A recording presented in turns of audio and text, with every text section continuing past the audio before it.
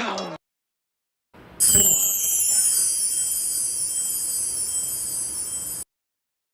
Welcome to the Omniverse of Nick, and the opening to the next Transformers Prime story, What If Breakdown Joined the Autobots? Now before we get into it, be sure to check out the Omniverse's homepage, where our channel mascot Omni will direct you to the Discord, all the Google Docs, and everything else the Omniverse has to offer, along with smashing the like button, subscribing to the Omniverse of Nick channel, sharing the Omniverse around, and turning on all Omniversal notifications, as well as commenting future requests and expectations in the comment section down below. With all that said, let's begin. This is the next con turning good story, and the next overall Decepticon story for Transformers Prime and the Transformers series in general, and my favorite Decepticon, who I named a Dragon Ball Xenoverse 2 CAC after, What If Breakdown joined the Autobots? We've already done Skyquake, and we've done Dreadwing. Now we do Breakdown. Now, if you guys don't know, in canon, Breakdown was one of the Decepticons who debuted with Knockout in Season 1 of Transformers Prime, but unfortunately, Knockout got to live till all the way to the end, while Breakdown was killed after a season of his debut. By the situation where himself and Dreadwing were sent to assassinate Arachnid, but unfortunately, Breakdown didn't really get too good of a deal in that regard. Now, did he? We would then see his Husk return when when his Husk was used as a vessel for Silas's return, and ironically would be torn apart and destroyed on the Nemesis by Arachnid. So if you think about it, Breakdown technically died twice by Arachnid, which is really ironic and come full circle, especially for Silas. Now, in canon, Breakdown was given a choice after being rescued by Bulkhead, after being torn apart by Silas. He was given a choice at the moment that Starscream tested him. Does he do what he thinks is right and joins his rival who saved him with the Autobots? Or does he join the side that doesn't care about him almost at all and didn't care too much when he died? Well, Breakdown chose the former and stayed with the cons, and we all know where that ended up. But what if he had chosen differently? What if Breakdown had made a different choice on that day and chose the Autobots? That's what we answer today. We open up with Bulkhead rescuing Breakdown, and the two of them going outside and fighting Mac until Starscream and the cons arrive.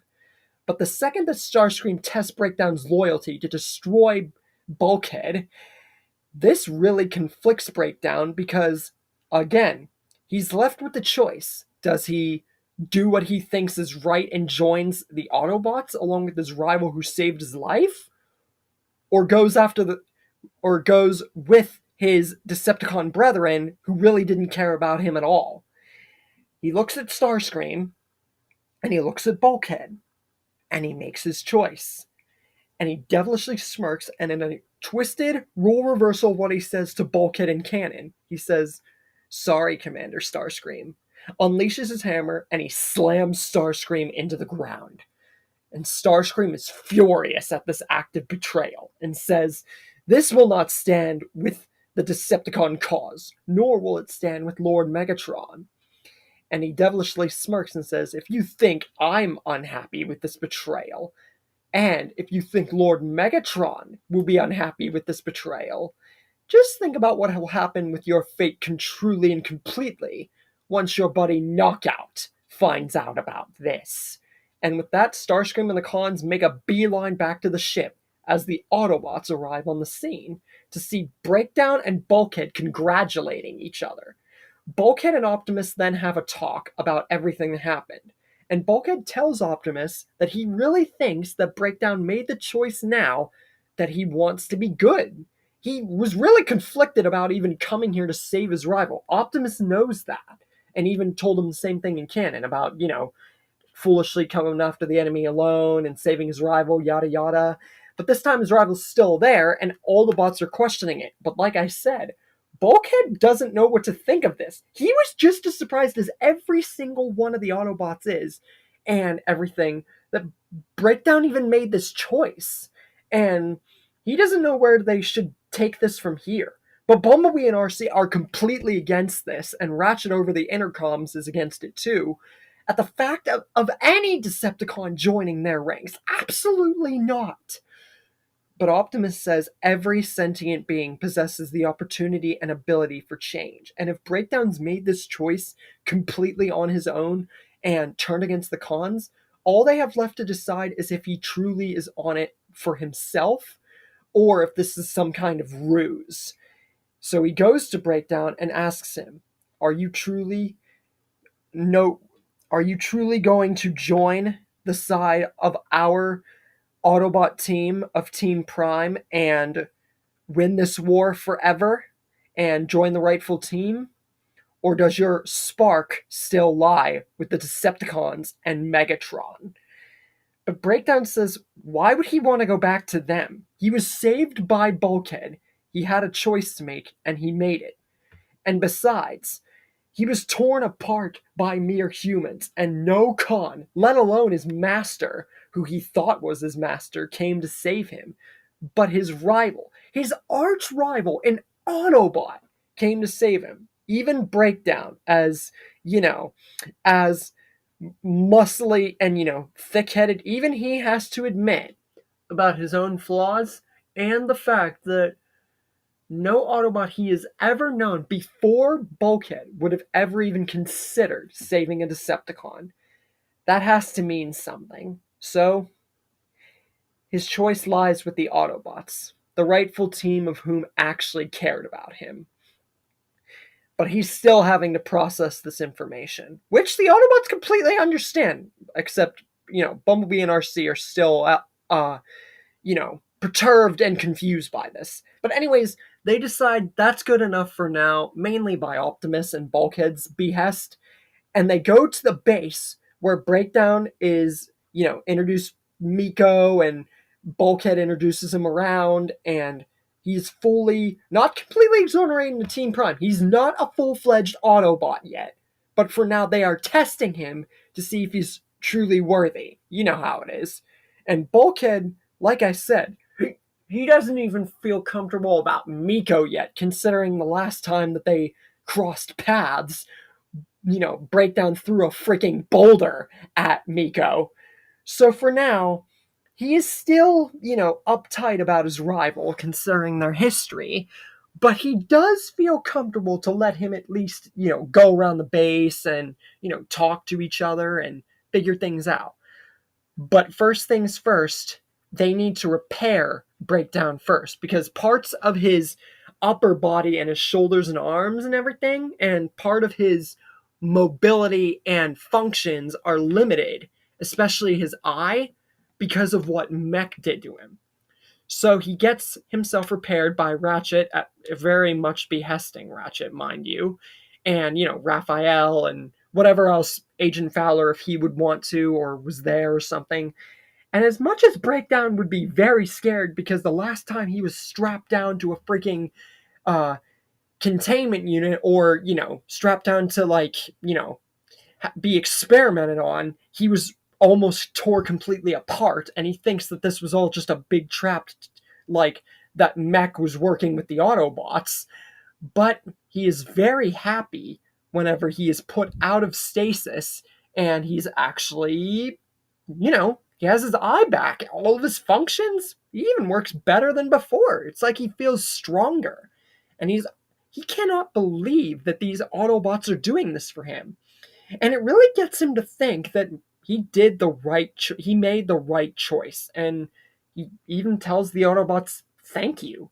And it's honestly something to see, because no Decepticon really has ever thanked the Autobots, nor has the other reciprocated. So this is honestly a mutual understanding with Breakdown. That doesn't mean they trust them. He doesn't mean the Autobots trust him yet. It just means that they're coming to some kind of mutual understanding. They're still testing him to see if he's loyal. That's not out of the woods yet. Then we get to the episode where Arachnid teams with Mech, and that whole episode where her and RC and Jack and her getting the cement thrown on her, scanning the vehicle mode, that all goes completely the same. Nothing changes there. But the episode where he goes breakdown to go get the polarity gauntlet does change, because originally breakdown was the first one there sent by Megatron, but since he betrayed the Decepticons, little bit of, lack of a better term, stallment on the Decepticons keeps who goes after the gauntlet at bay for Arachnid to get it first. But Arachnid sees and hears and feels she ain't alone. And sure, she was right. Knockout is there, smiling, and says, "Well, well, I heard a rumor about a rogue con." And honestly, he was expected to see someone like Breakdown, his his partner, or someone like that, but he would have never expected to see her. And Arachnid said the feeling's mutual. She hasn't seen or heard from a Decepticon in ages, nor would she have wanted one on her tail. But she says, "If you want this, Dr. Knockout, why don't you come and take it from me? If you have the spark." And Knockout just gets his weapons ready, and the two begin to brawl as Knockout faces off against Arachnid. Who will win and who will take the gauntlet? And can Knockout be convinced to join the side of good too? And who will go to break up this fight this time against Knockout and Arachnid in the next part in the continuation of Breakdown's joining of the Autobots? Now get out! What? Get out! Everybody get out! Welcome!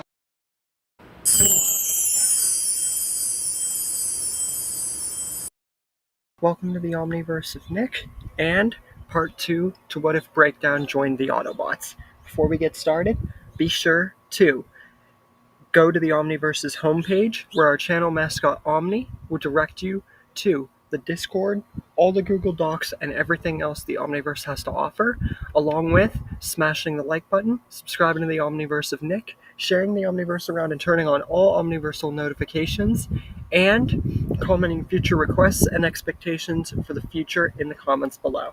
With all that said, let's begin. We ended off last time with Knockout taking Breakdown's place at the hold of the Decepticons, since Breakdown joined the bots, and because of this mismatch in the cons dynamic, Arachnid gets the gauntlet first, and the two square off. Now, this is a fight that I'm sure a lot of Transformers Prime people would love to see, but there's an obvious winner. Knockout has no answer for any of Arachnid's offense or defense. Breakdown barely did, and he was one-eyed and still managed to land blows. But for Knockout, he's barely able to get his taser to hit. We've never seen him use guns, and he mainly used saws and drills and everything like that. So, he doesn't really have an answer at all for Arachnid's offense or defense. And soon, Arachnid has him pinned, ready to snuff his spark. But then Breakdown comes out of nowhere and comes to the save, unleashing his hammer and slamming it into Arachnid, making her drop the gauntlet and saving Knockout's life. Knockout is very perturbed by this, because he knows that Breakdown betrayed the Decepticons, and he also knows that he feels like Breakdown betrayed him, his partner. But Breakdown said he wouldn't have come here to save Knockout's life if he still didn't care about him. He knew Starscream would have tried to turn him against him, but he still cares about his partner and wants him to join the Autobots and their side. They can continue to remain partners, but not if Knockout remains under Megatron's thumb, especially considering he was just about to have his spark snuffed by a rogue con. So the two are talking and trying to understand each other, mainly Knockout trying to understand the prospect of the Autobots and Breakdown, when Arachnid says, and gets back up from Breakdown's attack, "Well, well, well, two partners back together. A lone Decepticon and a traitor to the kind." And Arachnid prepares to attack and says, "I've already killed a partner of another Cybertronian before. Just ask RC. And with that, Arachnid fights both Breakdown and Knockout. And Knockout's actually able to rally an offense with Breakdown by his side.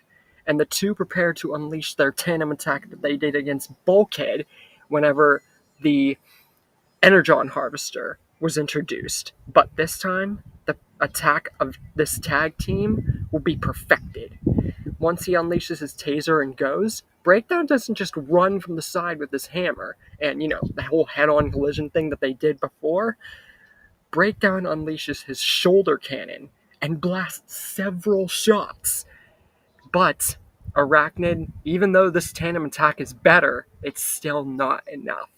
Arachnid uses the webs and webs the shots. If you've ever seen blasters from the Cybertronians webbed by Arachnid, which really didn't happen, now you get to. And after that, Arachnid starts to rally and attack. But Breakdown, he just unleashes his shoulder blaster more and just fires over and over again as Arachnid fires. So explosion after explosion rings out. But this gives Knockout the perfect opportunity to get his taser staff and hold and immobilize Arachnid. So now Arachnid's down on the ground with Knockout ready, this time, to snuff her spark. And he gets his saw ready, but it gets caught, just like Breakdown's hammer did in canon, except, this is a season before that fated scene were to happen. Arachnid devilishly smiles and says, you should have finished me with Breakdown whenever you had the chance. When you were at least of the right mind. And now, Arachnid prepares once again to snuff Knockout's spark. But Breakdown unleashes his hammer and blaster and throws back Arachnid. And with this, it gives Knockout the perfect advantage. Knockout gets his buzzsaw and he slices Arachnid's arm clean off. And it also gives him a perfect opportunity. He turns his arm into a drill. And he says, this is going to hurt you far more than it would hurt any Decepticon or us. And he drills straight into Arachnid's eye. And now her eye is just gushing energon and wires and everything. And her arm, too. So, yeah, it's a whole bloody energon, mess. But she says, when you extinguish my spark, make it hurt. I would extend that courtesy to you. But the two, Breakdown mainly tells Knockout, with the Autobots, it's not like that anymore. We have to prove that we can be better. And the only way we end this war and prove we're truly on Optimus Prime's side and done with Megatron is if we move past expunging someone's spark. But this gives Arachnid the perfect opportunity. With her eye and arm still gushing energon and wires, she says, very well. If you won't finish me, I'll finish you. But she is shot down again, but not by Knockout or Breakdown. RC and Bulkhead have come to the rescue. But now they are back-to-back, face-to-face, not against all three cons, because Breakdown's on their side. But they're trying to figure out what to do with Arachnid and Knockout. But Breakdown vouches for Knockout and says he's on their side now. He was who he came to Earth with in the first place. He's his partner, just like Bulkhead is. So if there's anyone that they should spare, it should be Knockout. And Bulkhead and Miko agree, because Miko's there too, remember? But this gives Arachnid the perfect opportunity, while no one's paying attention to her, to grab RC with her one good arm and her other back arms, and says if she can't kill Knockout and Breakdown, she'll kill RC. And that just angers all the bots so much, and with only one good arm, she's left completely open and defenseless. Bulkhead and Breakdown slam their boulder and hammers into Arachnid's head, crushing it completely and putting her down on the ground. RC stares down at Arachnid and says, "That was for Tailgate." And now, Knockout and Breakdown are brought back to the base. And Optimus says Breakdown isn't officially an Autobot yet, but he has proved his worth by rescuing a partner, just as Bulkhead rescued you, his rival. So while this might lack the ceremony of a proper initiation, you are both integrated and full-fledged members of Team Prime. And they are both given Bulkhead and Knockout, or Breakdown and Knockout, the Autobot insignia. With the two partners full-fledged Autobots into the mix and Arachnid down, do the cons even stand a chance? What about Dreadwing, Shockwave, and all the other events leading into the rest of the story? And Breakdown joining the Autobots. Now get out! What? Get out! Everybody get out! Welcome!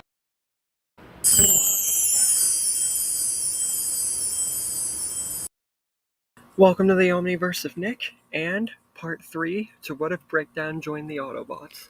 Now, before we get started, be sure to check out the Omniverse's homepage, where our channel mascot Omni will direct you to the Discord, every Google Doc, as well as all of what is in the Omniverse of Nick, as well as smashing the like button, subscribing to the Omniverse of Nick, sharing the Omniverse around, and turning on all Omniversal notifications, and commenting future requests and expectations in the comment section. With all that said, let's begin. Last time we left off, we officially got Arachnid's seemingly pretty much death at the hands of Knockout, who joins the Autobots, and him and Breakdown becoming full-fledged Autobot members of Team Prime, and Bulkhead and RC coming to the save and ensuring that not only would her arm and eye be taken, but Arachnid be put out of commission. So now, we see where this leaves the Decepticons and the story from here. Megatron is infuriated that he has not only lost Breakdown, but Knockout has joined Team Prime as well. So now he knows only one thing. Every Decepticon left must pull their weight fully and completely, especially considering the fact that they just lost their medic, and he tells Soundwave he's the new medic. Soundwave takes on this offer and knows that there is a lot more responsibility pushed to him, not only as now the surveillance chief, but a freaking medic on top of that. So, with his tentacles, laser beacon, and all his other functions, he upgrades himself to the maximum level of his efficiency to make up for the fact that Knockout and Breakdown are no longer there. And Starscream feels like he's just being left in the dust, but thankfully, he's still alive. But that would come down to what happens next. Megatron says, "Starscream, you're coming with me." And so they arrive at the mines, where Megatron exposes Starscream for Skyquake Terracon, pulling the Dark Energon out, and pretty much is going to kill him. And after showing the Energon and seemingly going to the task to kill him, something changes. He tells Starscream that as much as he should rip out his spark, snuff it right here, slice him into pieces, or just completely and utterly vaporize him until there's nothing left, doing that would mean that they're down another Decepticon. And as much as a traitorous pawn like him has been a bother to the Decepticon cause for more than he can count, it is, apparent that taking out another Decepticon would mean that Soundwave would be left to do everything himself. And considering the cons of his own little army here are all he has left, it is apparent once and for all that he cannot risk another Decepticon falling down, even if he is a treacherous snake like Starscream. So, he will spare him right here. And Starscream will remain the second in command, but under Soundwave's advisement to ensure that the Decepticons get back the victory holding that they never lost. With that, RC, Bulkhead, Miko, and Jack never get to see or understand that Megatron and Scream were in the mines at all. Just whenever RC and Jack turn the corner, whatever they thought they heard, whatever they thought was there, is long gone. And there would be no reason for them to fight in the mines at this point anyway. So they were just there to be there. Now that brings to the next episode. Starscream's redemption of the Decepticons and advisement under Soundwave, but there's no Arachnid. So instead, Starscream and Soundwave go to get the Immobilizer, and Starscream can't use that whole cliff-jumper quape and, trying to, make good with Soundwave, because Soundwave knows it all, and he's under his advisement. What he can do is honestly tell him the location and, get him to get both of them to the Immobilizer, which they do in quick succession, both of them flying at the speed of light in their jet forms way past what the Autobots can track, and get there way before the Autobots find them in the other half of the Harbinger. And Team Prime greets them, ready to fight and ready to get the Immobilizer from the Decepticons. But with no Arachnid, Knockout and Breakdown joining Team Prime, and Starscream seemingly still going to be with the Decepticons, will Cliffjumper even be able, his killer Starscream, be able to be figured out by RC at all? What will happen with the advantage of both sides going into the rest of the story, into the future of Breakdown joining the Autobots? Now get out! What? Get out! Everybody get out! Welcome!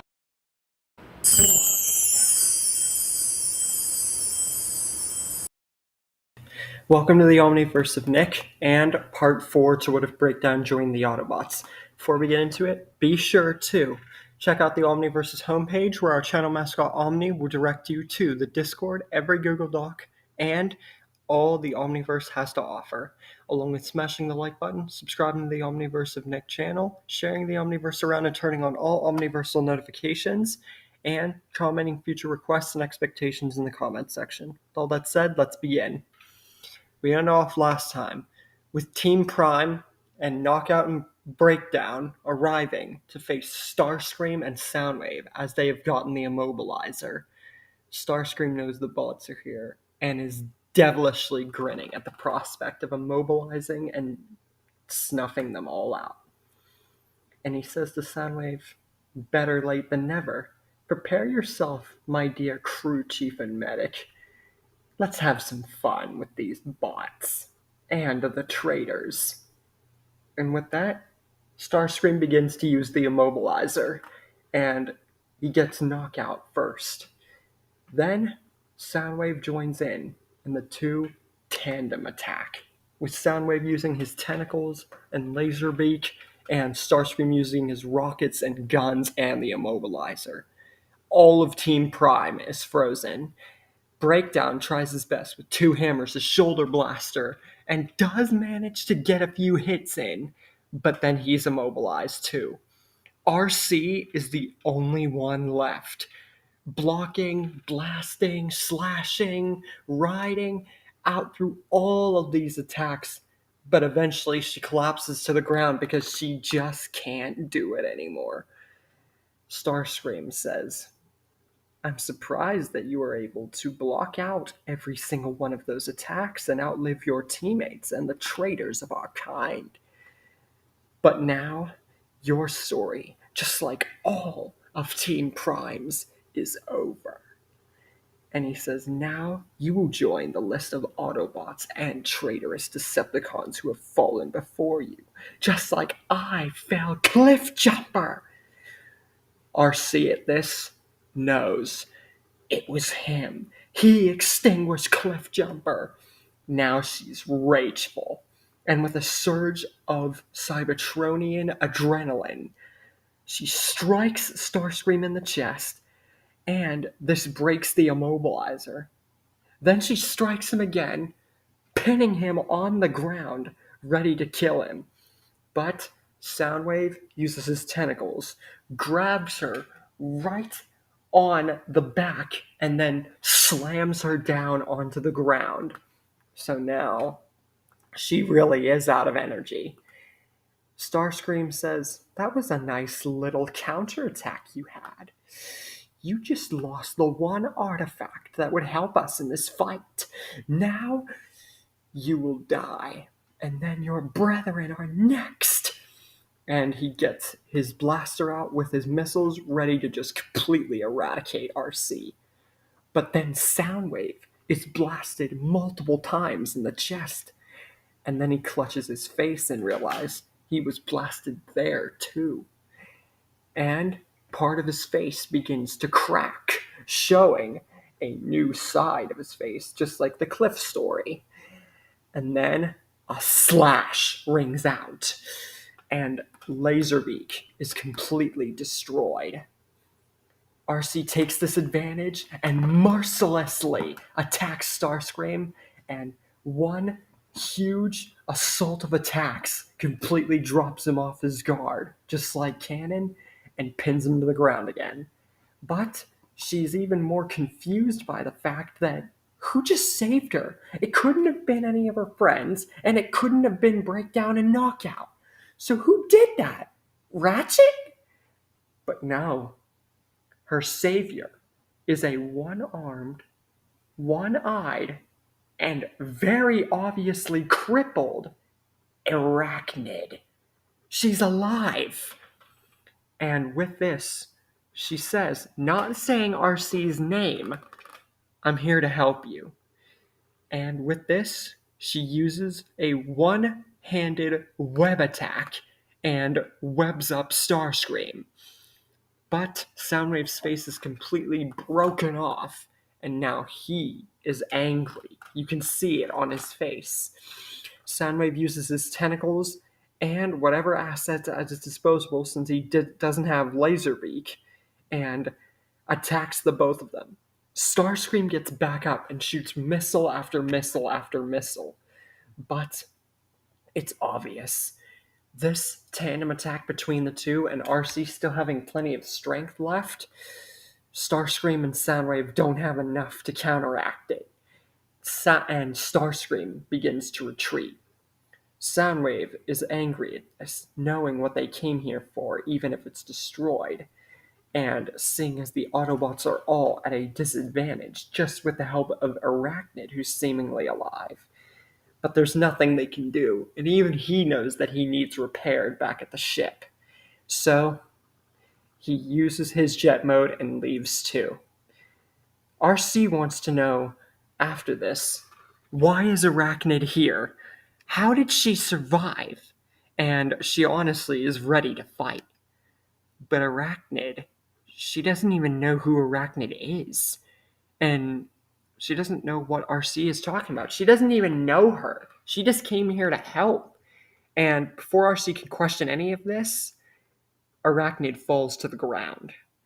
RC is very confused by this. Arachnid didn't even know her own name, or her, or anything. She just survived and came to help. She doesn't know them? RC is so perplexed by this, she doesn't know what to think. She had made peace with the fact that Arachnid was killed and that Tailgate was avenged. Now she doesn't know what to think. So she decides to get everyone back to base to Ratchet to figure it all out. Once they're back at the base, everyone is free from the immobilization, and Bulkhead and Breakdown and Knockout are the most angry, confused, and bewildered that Arachnid is alive and at the base too. But RC says she is just as surprised, bewildered, and angry as all of them because she thought that she was dead and she helped them. RC would be dead if it wasn't for her. and RC had already made peace with Tailgate's departure and avengement. But now that Arachnid's alive, she doesn't know what to think, even if she helped. Optimus says there's a lot that must be understood here, but one thing that's potent here is that Arachnid clearly has some form of memory loss because of the injuries she sustained from near death.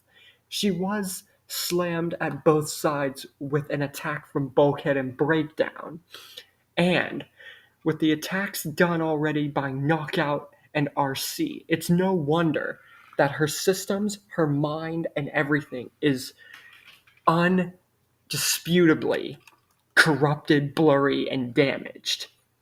But she did save RC's life. So for now, they must try to understand what happened here and see what they are going to do with Arachnid before worrying about the fact that the Decepticons only have Starscream and Soundwave at their disposal. So Optimus tells everybody, go on your separate missions for now. We must figure this out ourselves. And he tells Ratchet, that means the two of them, and tells Ratchet, do your best, old friend. We must figure out what happened to her, and if we can restore her without her threatening us again. Ratchet says that in all likelihood, even if they were able to restore her, who's to say that wouldn't just bring her memory back and would result in her attacking us? But Optimus says they'll try to avoid that. And if she truly doesn't change or votes to change even with her memory back, then they have a new ally and they're even stronger. Ratchet scans all over Arachnid and comes to a big conclusion. Not only has she lost almost all her energon because of the loss of her arm and her eye, and the fact that she has the biggest Cybertronian concussion of all time, but she also has memory loss, amnesia. That's why she didn't remember her name or RC or any of them, and why she collapsed. Her near-death experience meant that she is not the Arachnid that they once knew, and says that maybe he can work away since she has full amnesia and almost all her energon lost. Perhaps there's a way to keep her from reverting back to the old Arachnid. So Ratchet gets Arachnid on the table and performs to fix her eye, fix her arm, and work around the clock to restore her head capacity and very much close to all of her energon, so that she is not the same Arachnid, but her physical form is, as best that he can. So Ratchet says at the end, when it's all done, he did everything he could, and Arachnid stands up, most of her arm back, but the end of it resembling the Ultra Magnus arm, because there was still at least a decent bit of her arm left for him to be able to experiment to get some of it back. But considering Arachnid's design, Ratchet was having to improvise, especially considering the fact that, it's Arachnid, and her eye is fully restored as well. Optimus says now he will talk to her alone. And he tells her, I hope that you are aware of what has happened recently. I know that you are very confused on who you are, on who we are, and what is going on. But you need not worry about said things, Arachnid. That is your name. You have been through a lot, but you are part of Team Prime now. And you helped out RC today. Hopefully you can do that for us more. Welcome to Team Prime. And Arachnid is a full-fledged Autobot, embracing the role considering that she doesn't really know any of them, because, again, memory loss, and the fact that she saved RC just because. So, yeah, she just sort of embraces it. Meanwhile, the ship, Megatron, is utterly furious. Not only did they lose the immobilizer, but Soundwave's near dead, Starscream almost lost his life, and the Autobots were a flicker away from dying, and they were saved by a rogue Khan that should have been killed. And Starscream is utterly taken aback by this because this is the most angry that we would probably ever see Megatron. And he doesn't know what to think either. But on the plus side, he did come really close with Soundwave to expunging RC's spark if it weren't for her. And without any shadow of doubt, who knows? All of Team Prime probably won't even be able to come back. But Megatron just utterly freaking destroys Starscream and says, "You idiot! Of course they can come back! They have 2 medics on their team, one of which wasn't even there whenever you were fighting." And they also have to take account to Soundwave, who is injured and without makeshift. Once he is restored, Megatron looks at him and his army and Starscream and says, "Now more than ever before, the Decepticons are done playing games and waiting to act. We destroy Optimus Prime and the traitors once and for all." So after that, the machine with the synthetic formula, Miko doesn't end up touching that because there's not much of a struggle at all, considering that Knockout and Breakdown are part of Team Prime. And this means that Bulkhead's not going to get hit with the formula. The synthetic formula is instead transferred into a much safer way, and for them to understand it much faster and much easier without anybody getting it in their heads. Starscream and the Seekers are the one to appear in the synthetic episode. Ratchet still gets the synthetic, but not because he just wants to help, but because Arachnid. He doesn't trust her, and the looming cause of 3 cons that have joined the side is getting him all kinds of messed up. So Ratchet saves RC and, does his whole synthetic energon scope like he does in canon.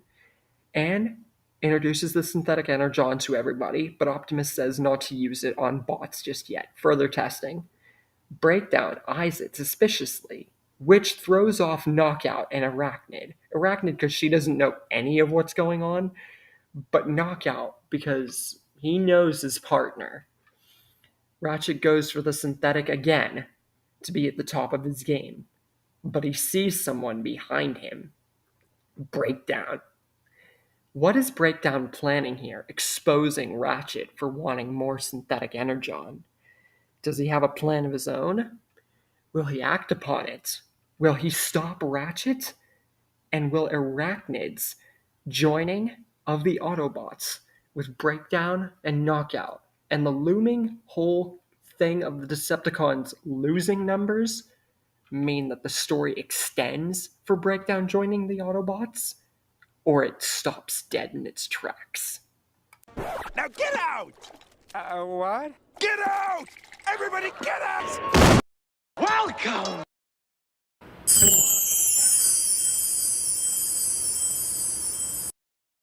Welcome to the Omniverse of Nick, and Part 5 to What If Breakdown Joined the Autobots. Before we get into it, be sure to check out the Omniverse's homepage, where our channel mascot Omni will direct you to the Discord, every Google Doc, as well as everything the Omniverse has to offer, along with smashing the like button, subscribing to the Omniverse of Nick, sharing the Omniverse around and turning on all Omniversal notifications, and commenting future requests and expectations in the comments section. With all that said, let's begin. We open up where we left off with Breakdown confronting Ratchet about getting more synthetic energon. But then he says, "Even I know that it's useful. We shouldn't let such a valuable tool go to waste." And he gets a tube of it for himself. So now, Breakdown and Ratchet have synthetic energon. They get to the scene where they're at the energon mine, and Ratchet goes into attack. And you get to the scene where he interrogates the miner and is about to kill him. But whenever Optimus stops him, Breakdown says, "Don't worry, Optimus.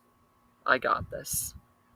And he gets a hammer and says, right in front of Optimus and everybody else, and Knockout and Arachnid and everyone, "Sorry, Optimus," and pulls out his hammer and says, "This has to happen this way."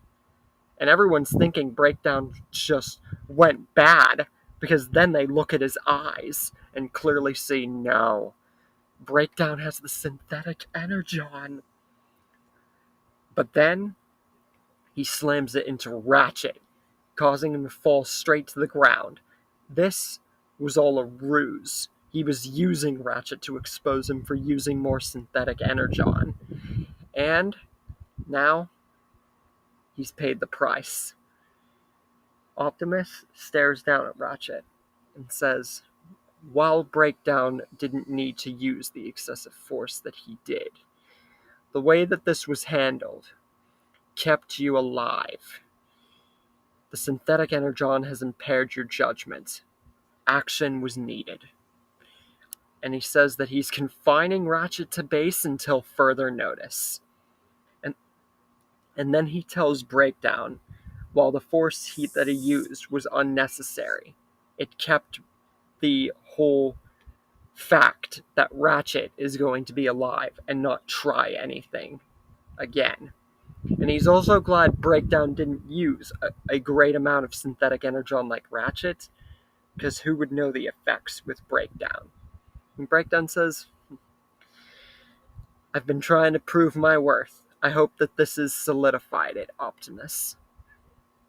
And Bumblebee and RC have finally come around to, trusting Breakdown. As for Knockout and Arachnid, that's a different story. Bulkhead fully is on board and trusting his rival at this point, and the two get to talking and make sure to not only safeguard and stash away the synthetic energon, but to have a new understanding of each other, especially considering this has happened. Ratchet, though, he is infuriated because he hasn't been impaled, or he had a hammer slammed into him, but he beat Breakdown in canon. So the fact that Breakdown attacked him here, that's not going to get him to sway back like it did whenever Megatron punched him. So he is infuriated and wants Megatron and all the Decepticons here dead. And he fills himself with synthetic energon while no one is paying attention, and when he has the perfect chance, because he is the medic after all, and he is in the base. And he knows that if he wants to get to Megatron, if he wants to do this plan, he has to wait for the perfect opportunity. And then he thinks of a plan, and he knows when the time comes, not only will Megatron die, but every Decepticon here. Any Autobot that stays in his way will meet the same fate, because this is turning into a much darker Ratchet. Optimus knows of the prophecy of a rising darkness and tells the Autobots it's time that they prepare for something that will change this world and all Cybertronian and Earth life forever. The threat of a rising darkness as we get to Unicron's emergence and Megatron's goal for the Dark Energon. Ratchet is at the base alone, with synthetic energon stored, while Arachnid and Knockout are safeguarding the ground bridge and the rest of the base. Breakdown, RC, Bulk, and Optimus go to stop the cons from getting the power source. B has Raphael, who was shot by Megatron. Megatron smiles at this and says, "Seems like I swatted a bee and squashed a bug." And then he looks over and sees, well, well, well. It would also seem that this is a day of renewing old acquaintances, isn't it, breakdown. And yeah, then the rest of it goes as it did in canon. Knockout is told to open the ground bridge and must have an Autobot down. But then Ratchet, this is the perfect chance for him to strike. Not through that bridge, no, but while Knockout and Arachnid are off guard. He punches Knockout square in the face, and then, with all the synthetic energon that he's materialized and stolen, he grabs Arachnid, and he tells her, "You're coming with me." And he goes in vehicle mode with Arachnid tied down on the back of his vehicle mode and speeds out of there at the speed of light. And he gets his scanner out when he's far, far, far, far away from the base. And he contacts Starscream, who is still on the ship, mind you, and says, "I need your help, and I think you'll like where this plan goes, even if it's coming from an Autobot." Why is Ratchet teaming with Starscream, of all people? Why did he kidnap Arachnid?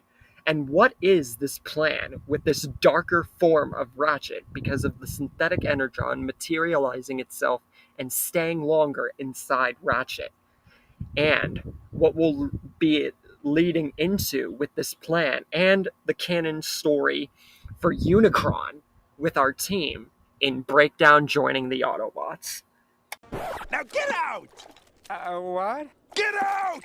Everybody get out! Welcome!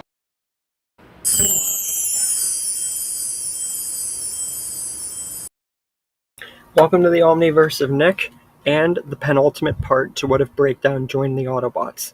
Before we get started, be sure to check out the Omniverse's homepage, where our channel mascot Omni will direct you to the Discord, every Google Doc, and all the Omniverse has to offer, along with smashing the like button, subscribing to the Omniverse of Nick, sharing the Omniverse around and turning on all Omniversal notifications, and commenting future requests and expectations for the future in the comments section. With all that said, let's begin. We ended off last time with the beginning of a rising darkness and Unicron's emergence, and Ratchet leaving Team Prime with the synthetic energon, kidnapping Arachnid, and punching Knockout. And on his scanner, he lone contacts Starscream, who is still with the Decepticons. And while this is going on, and Ratchet telling Starscream he has a plan, and he finds that Starscream is the most worthy asset to help him, Bulkhead, Breakdown, and Optimus are on the ship, stealing the power source, whenever Optimus says he wishes to face Megatron and destroy him alone. So, we get to the scene where their fight commences. Meanwhile, Starscream leaves the ship.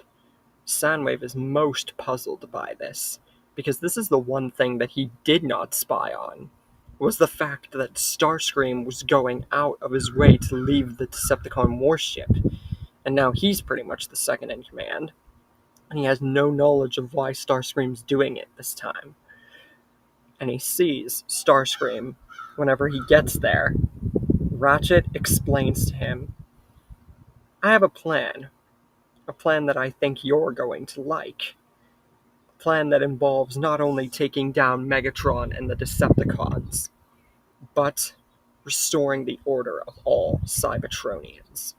And he looks down at Arachnid, and it starts with her, and the two of us, combining our efforts into one. And Ratchet gets out the synthetic energon and says, "This is the tool. This is the key that will help us destroy Megatron and restore Cybertron and Cybertronian order." And Arachnid wakes up, and the two grin menacingly and say that when the time comes, their plan will be full and completely unavoidable. Meanwhile, Megatron gets the edge in their battle with Optimus, and he begins to rise in power with the Dark Energon. But then Bulkhead comes in with the save, beating the crap out of Megatron and knocking him away. But then Breakdown comes and he starts to fight Megatron too. And these are pretty freaking hard hits because, I mean, it's Bulkhead and Breakdown after all. And this is a much stronger Breakdown, like decently bit stronger Breakdown. But that doesn't mean that they're in the clear. Megatron keeps getting more and more and more power. So eventually they're driven off. And Megatron says now he has enough Dark Energon to reanimate Unicron himself. But once he returns to the ship, he notices something. With Soundwave, he's all alone. And he demands to know where Starscream is, and Soundwave pulls that Starscream left the ship, with him having no knowledge of why he left. Megatron says, find Starscream, and if you can't find him, don't concern yourself with the matter of that snake just yet. Knowing Starscream, it's probably just a way to get away from Unicron's emergence. Once this whole situation with Lord Unicron is solved, and I have my audience with the Chaos Bringer, then we can worry about that trifling fool Starscream. If you can't find him or bother to, don't bother. Lord Unicron is what we should be concerned about. Meanwhile, Raphael is completely healed, even without Ratchet, because Knockout's there, and everybody else is there, and Nurse Darby, and such. So, Raphael still lives. I wasn't going to kill him off. And Knockout says about Ratchet, and he thought that he picked up a stray signature of him far, far away. And he says he can go after him if Optimus wishes. But Optimus is very surprised that Ratchet left, and Arachnid is gone too. And Knockout didn't even realize this. And all of the synthetic energon is gone too. Knockout says, this is a bad problem along with Unicron. And shouldn't they take action? Optimus says that while Ratchet's stealing the synthetic energon and kidnapping Arachnid and going off to do something is a very noteworthy concern. He says Unicron is the main concern, the rise of the Chaos Bringer, and Megatron's allegiance towards him with the Dark Energon. Only after they deal with this threat can they even think about worrying about Ratchet. Let's just hope that he doesn't get himself killed. Little do they know what they're actually doing. Meanwhile, Bumblebee saves Nurse Darby and Raphael from the tornado and the storm and everything, because, Nurse Darby being her and wanting to leave and stupid. We then cut all the way to the point where Giant Unicron emerges, the first one. Breakdown is there to assist, and the whole scene goes the same until Megatron comes in for the save, and he proposes an alliance, so for him to join and defeat Unicron. RC says, like your quest for power destroyed Cybertron, and who knows, you might even have Ratchet prisoner. Megatron is very perturbed by this, because, the Autobots are missing a member as well, and it's their medic? Megatron then starts to connect the dots with Starscream, and says, in all likelihood, your medic has been taken by Starscream trying to plan a coup, or some kind of other half-branded scheme. But he says that that's not the issue that you should be concerned about. There will be a planet left for me to rule, and if you want this planet to remain intact at all, you would best take my offer before it becomes no longer negotiable, especially if Unicron's going to destroy this planet. So, he offers to distract the Unicrons while the Autobots make up their mind. So, we then get to the scene where Megatron is at the base and directs them to the inside of Unicron. And Optimus and Megatron fight side by side, fighting the antibodies. And then we see Bulkhead and Breakdown fighting side by side with their ultimately renewed sense of rivalry and fighting. So it'd be two very big rivals fighting side by side. So it'd be really something to watch. It'd be awesome. Then we get Optimus pulling the Matrix's energy and sealing away Unicron. and becoming Orion Pax. Then Megatron manipulates him and forces him to go back to the Nemesis.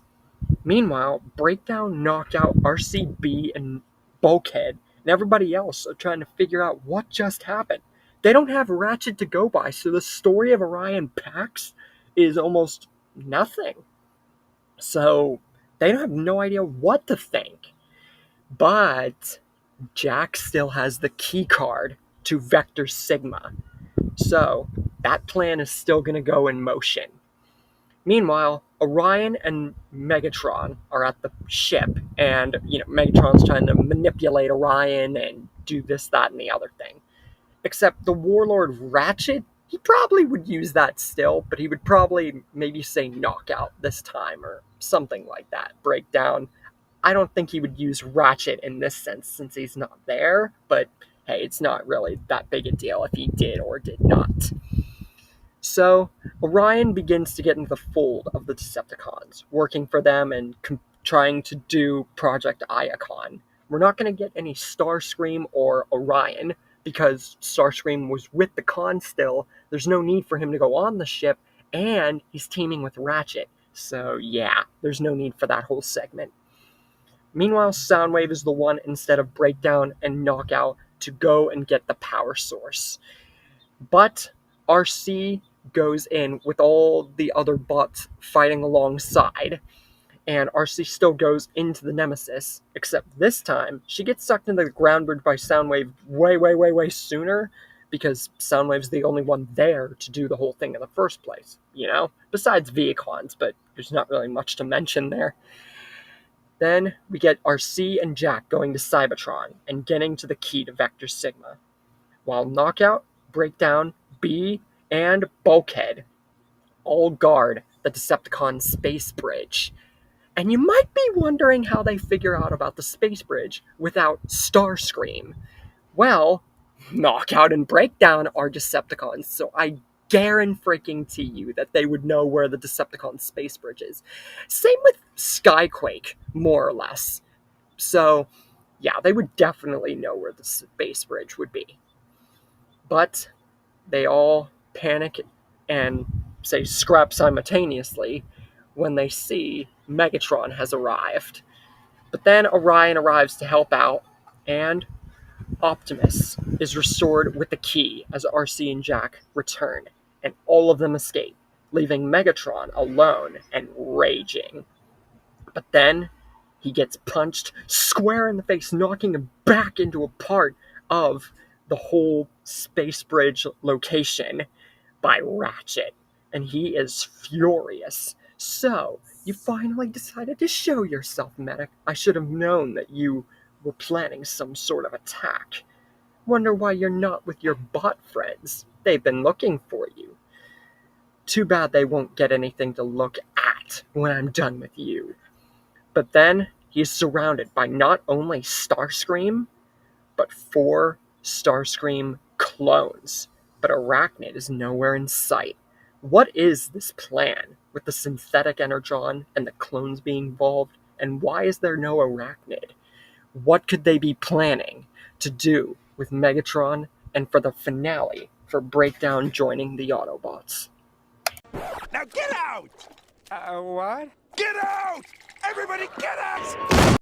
Welcome!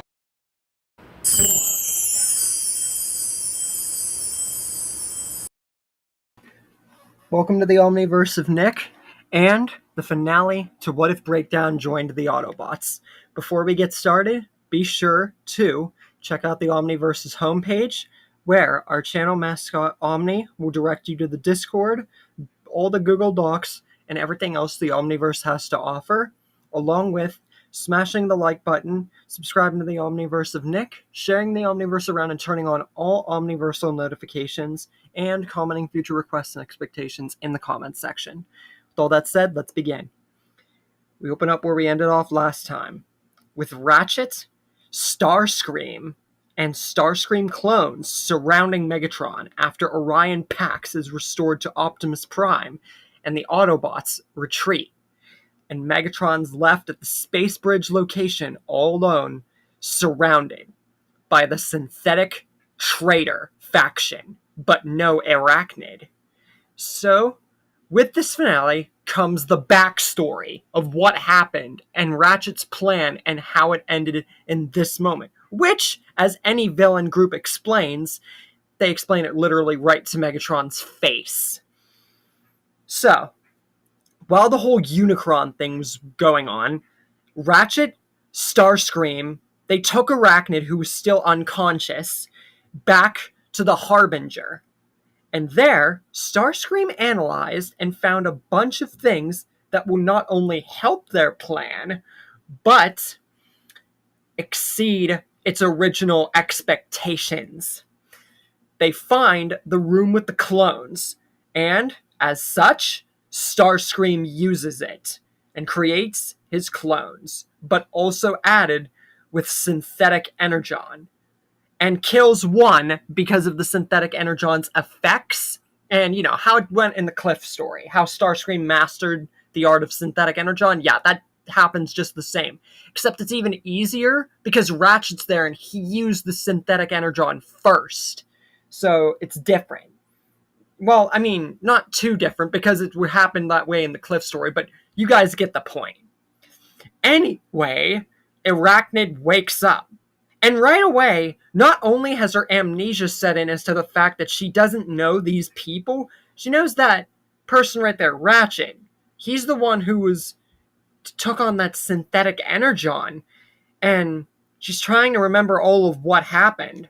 But for now, she's just there. She doesn't know what's going on. And she's kept prisoner for now.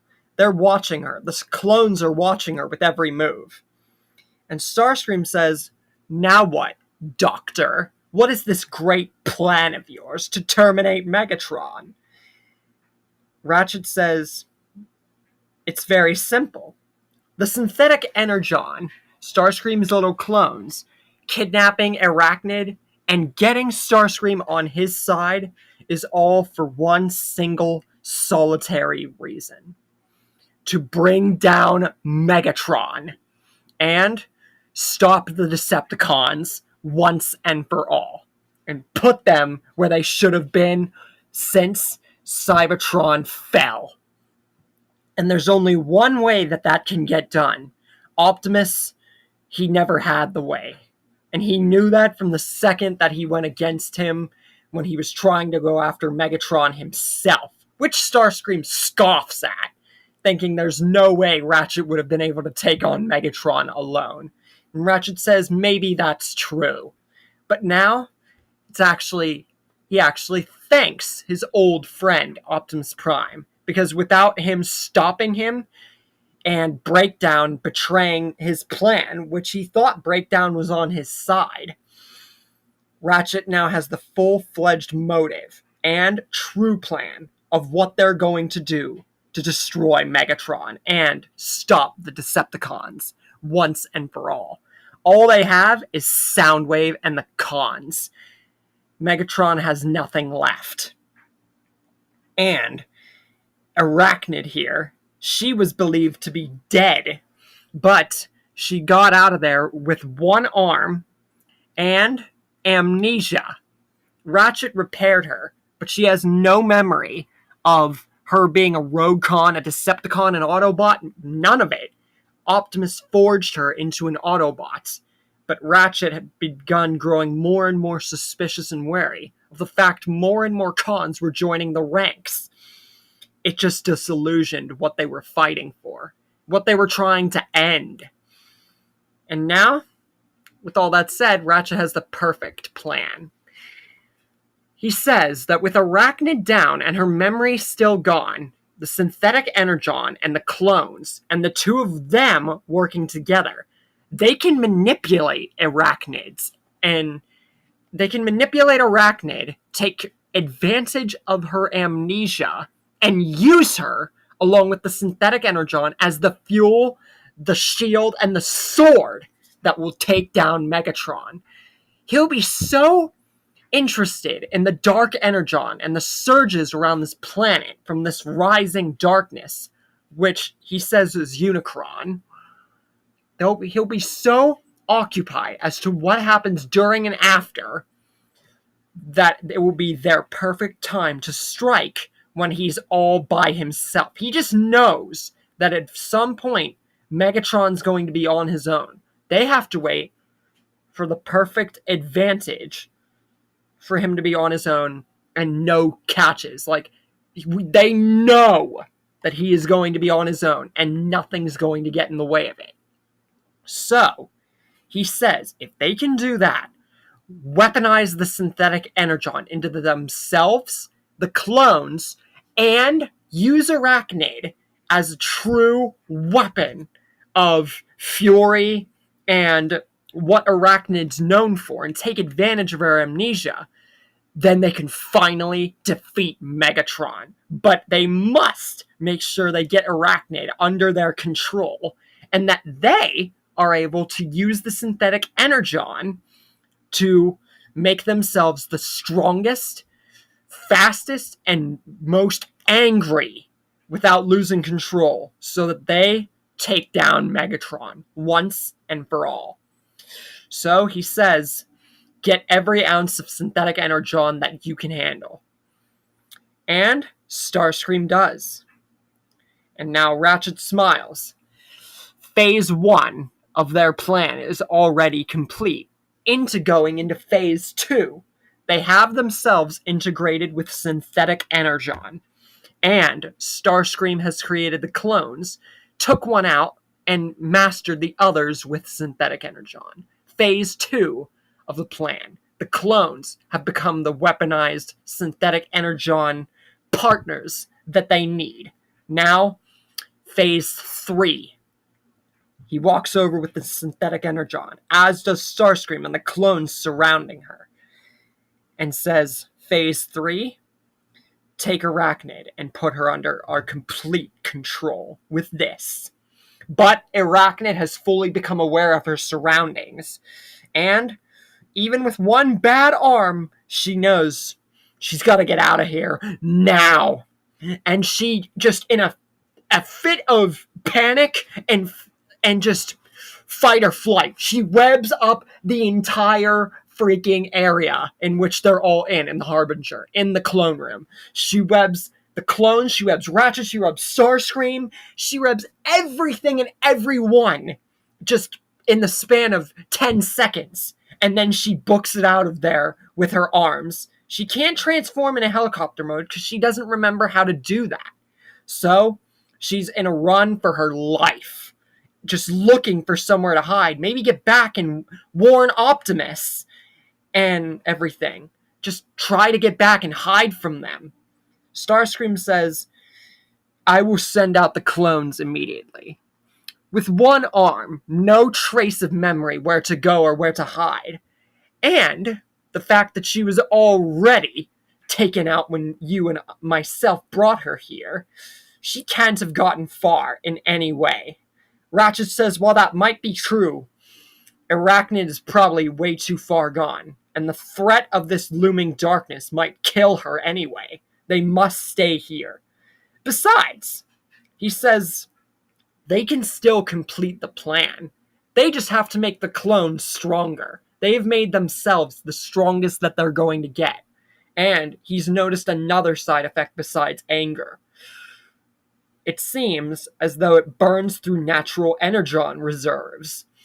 So, this means that they are at the limits of what can take them through their own energon reserves without killing them. So, they need to learn to master and manipulate this weakness and side effect so that they can make themselves much more balanced and even stronger. And that starts with themselves into the clones. Getting Arachnid would just take longer anyway. She was a nuisance, which he thought he could control. Clearly, even with amnesia, it's not even worth the bother. Meanwhile, Arachnid is still on the run, but she realizes she's far from where their base was, Optimus and everybody else, and who she helped out, RC and everything. So she finds a cave, but she goes a little deeper. Right now, she's not worried about, where this is or what she's doing. She's just trying to hide because she doesn't know if she's being followed. So she delves deep into the cave, and she finds the Insecticon hive. And whenever a few of the stasis Insecticons begin to arise, even the scouts and Hardshell, it flashes Arachnid's mind. And suddenly, her memory comes back. Because remember, the Insecticons and her were of one mind. This, combined with bunches and bunches and bunches and bunches of Insecticons, the Scouts and Hardshell, that would be completely enough to resurrect Arachnid's mind. Now she remembers everything. She was almost killed. Then she sees the symbol on her stomach and her arm. She must have been taken in by the Autobots. Well, she hasn't got to worry about that now. She will find Ratchet and Starscream. She will find Megatron and the Autobots. She will terminate them all, and she will be the lone ruler of every human and Cybertronian ever. And with her one good arm, and her Decepticon and animalistic urges back, she tells her army, "Rise, my armada, and attack."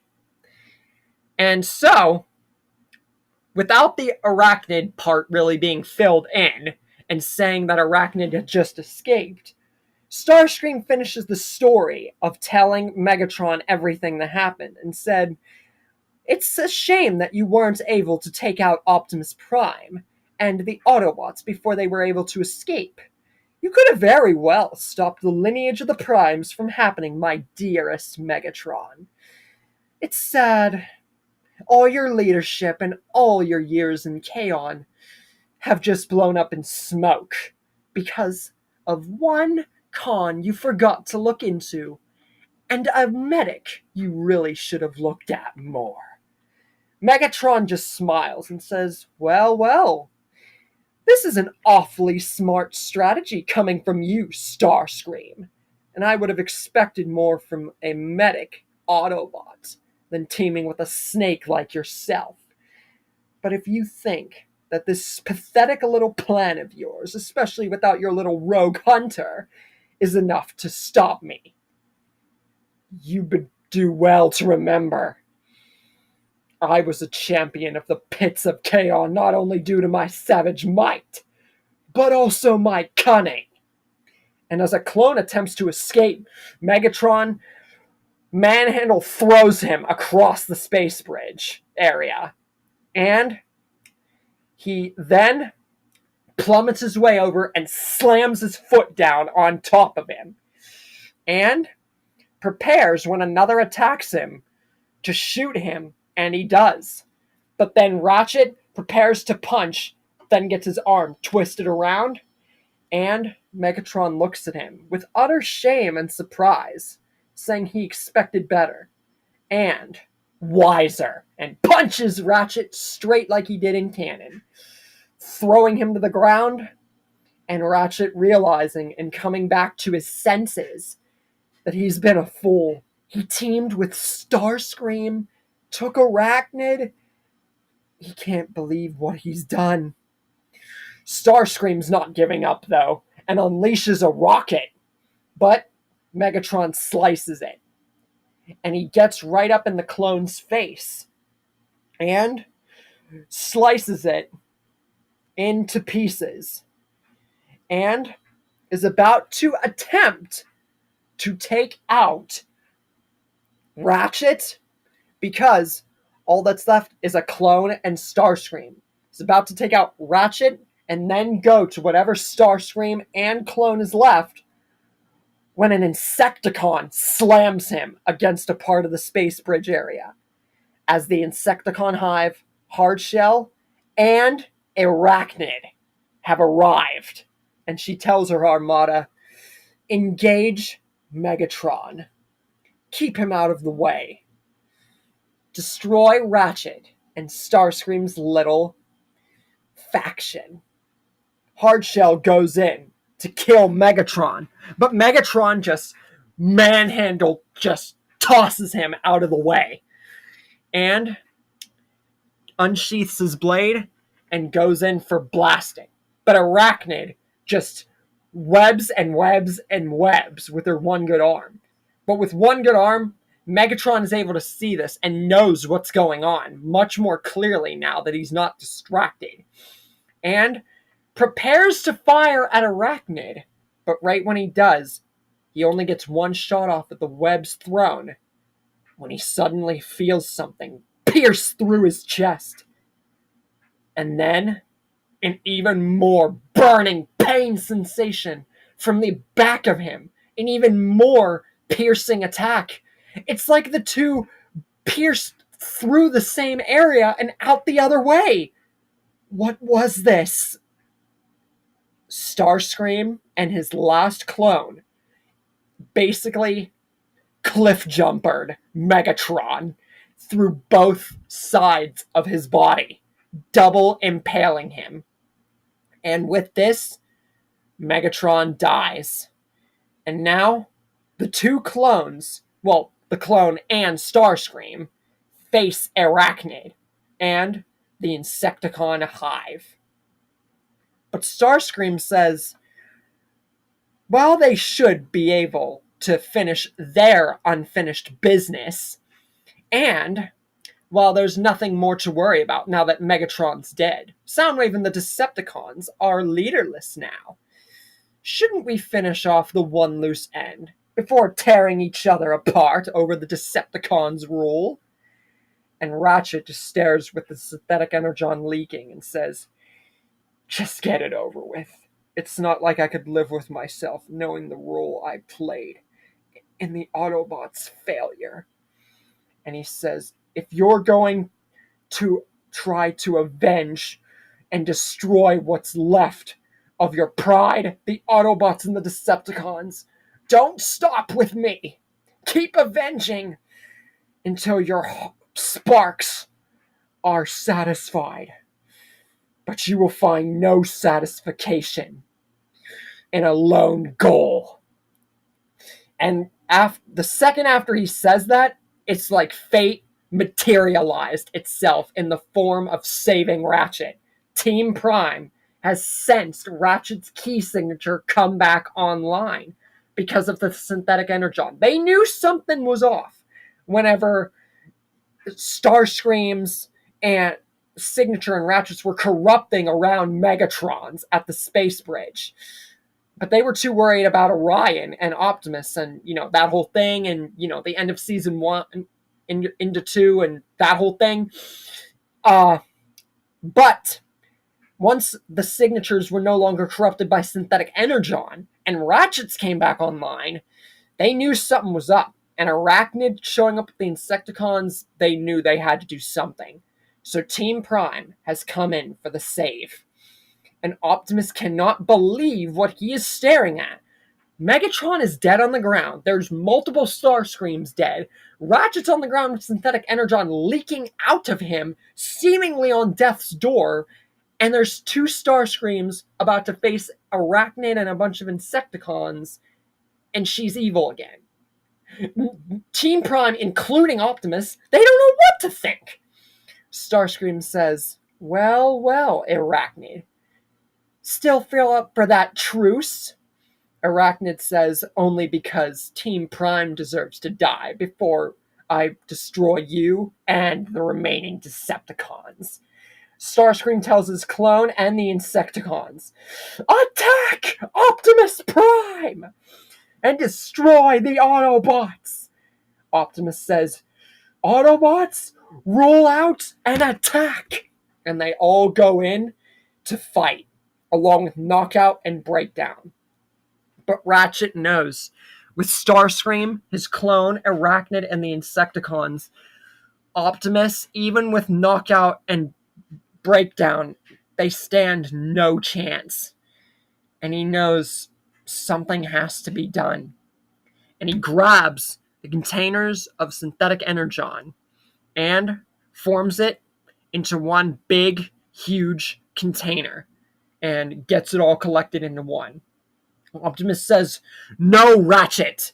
You have already been corrupted, and drained and destroyed with that substance.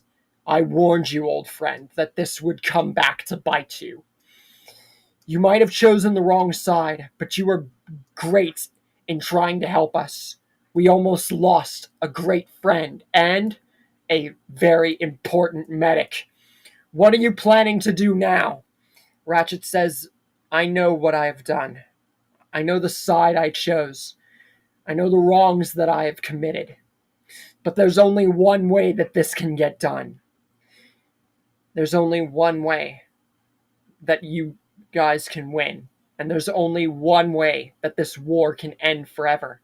Megatron might be dead, but unless Starscream's clones, Arachnid and the Insecticons are dealt with, Soundwave and the Decepticons will come in and finish what these ruffians and snakes won't.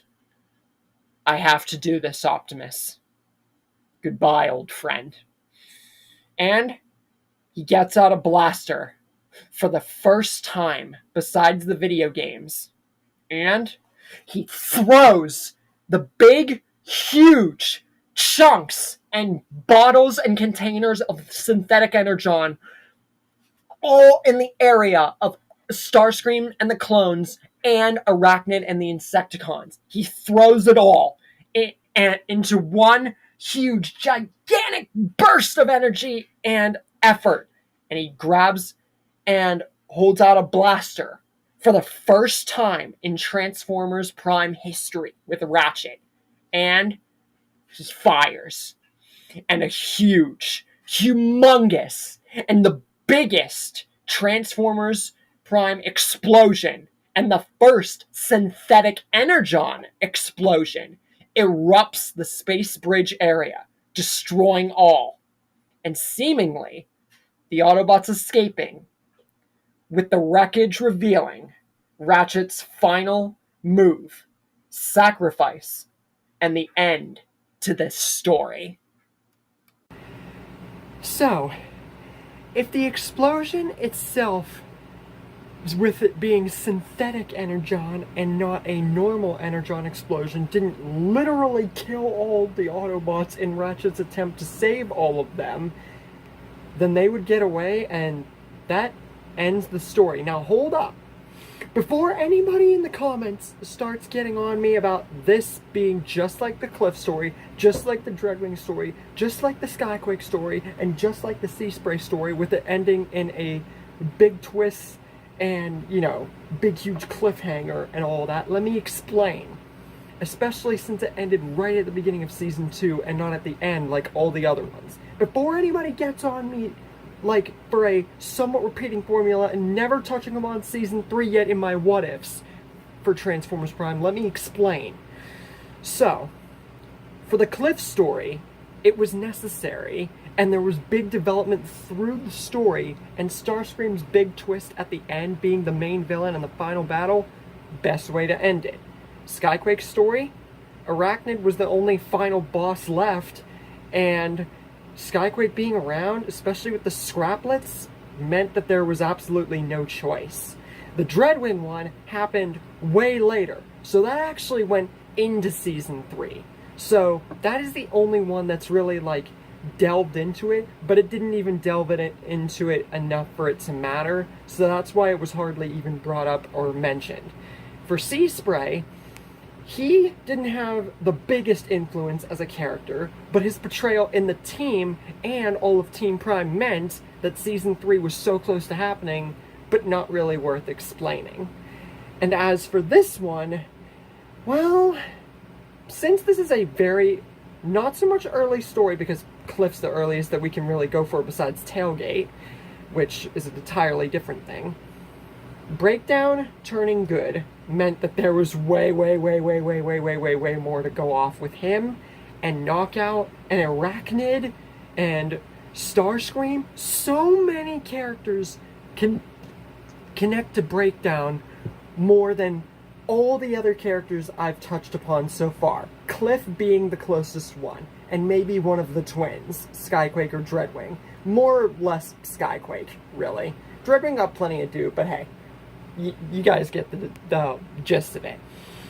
But anyway, this story ended like this because with Breakdown and Knockout, basically both of them, and Breakdown being one of the heavy hitters of the Decepticons, it meant that with no Dreadwing around at the time, it meant that Megatron's forces were drastically low, and with Arachnid not joining the Decepticons, this means that the Decepticons would be even lower.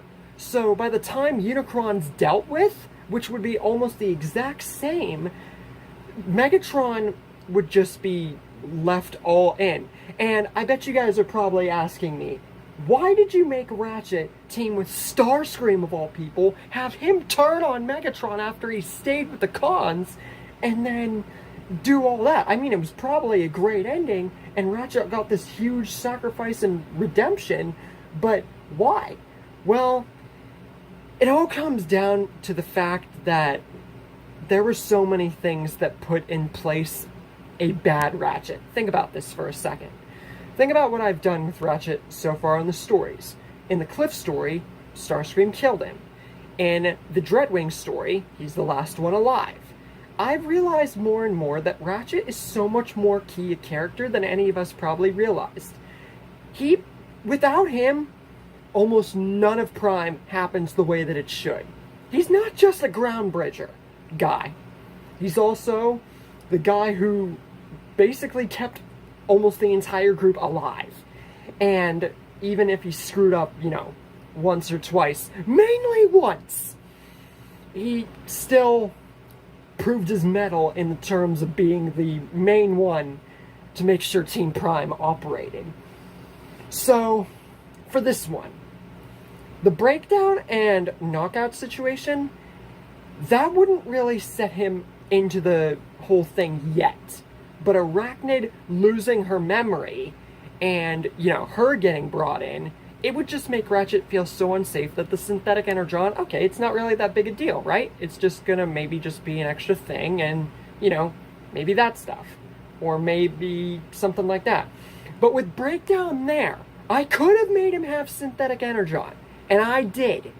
But I wanted to take the route that Breakdown is so much smarter and so much more on the side of thinking straight than a lot of the Cons. True, he did go and whenever Dreadwing tried to stop him, and true, he, didn't listen most of the times to Megatron or Bulkhead or Starscream, but he did think there was so much consideration about him joining the Autobots and so much consideration on a lot of things, and he played it smarter a lot more than he went in, guns blazing.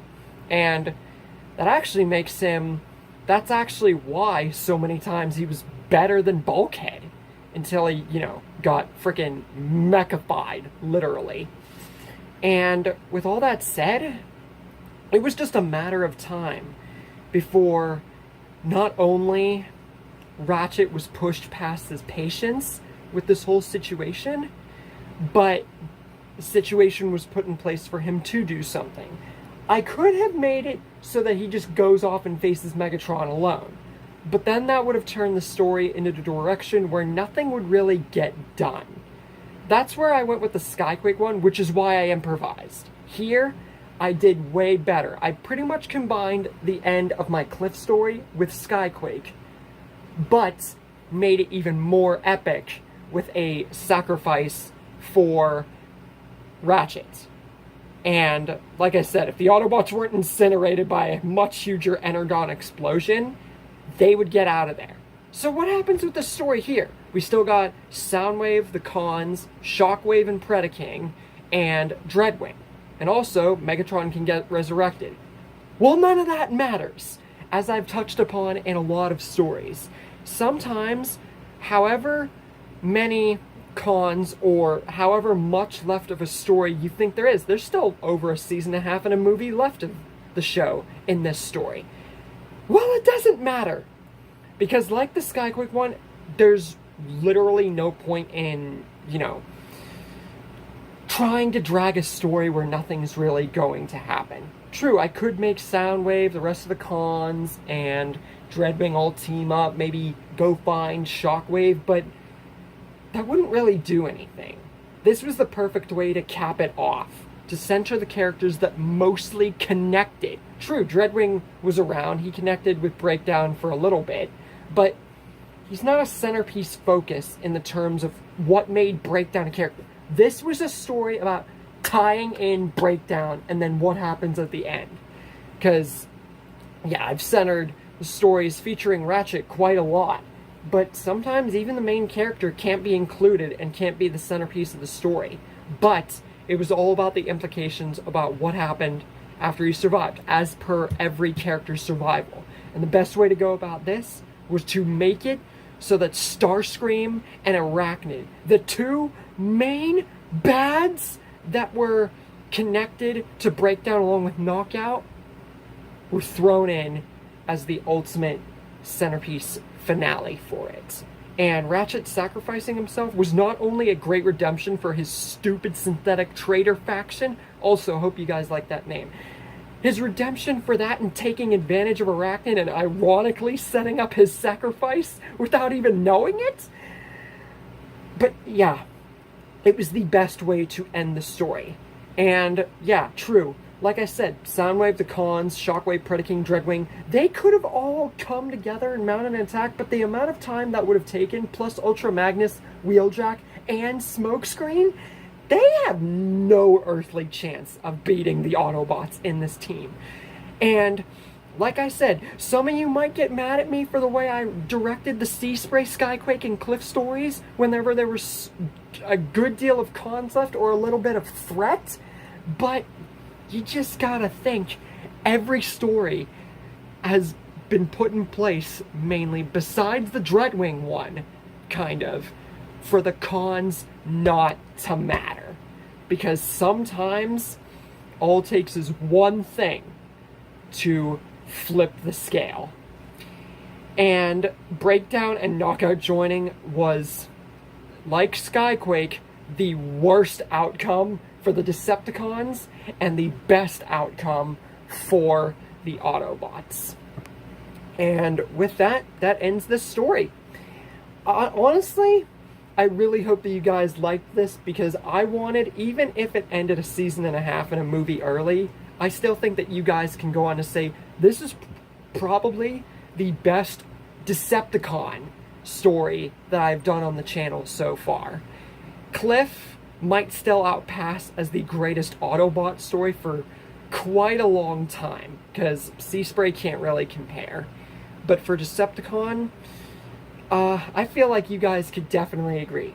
This was probably the best work.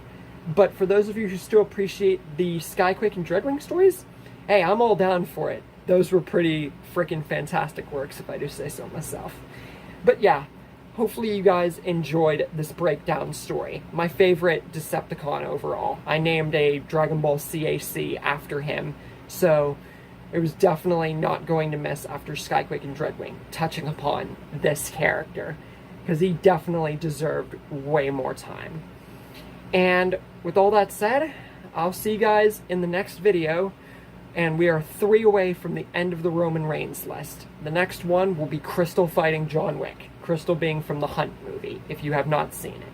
With all that said, I'll see you guys later, and stay tuned, hyped, and packed for more on-growing Omniversal videos, posts, and updates.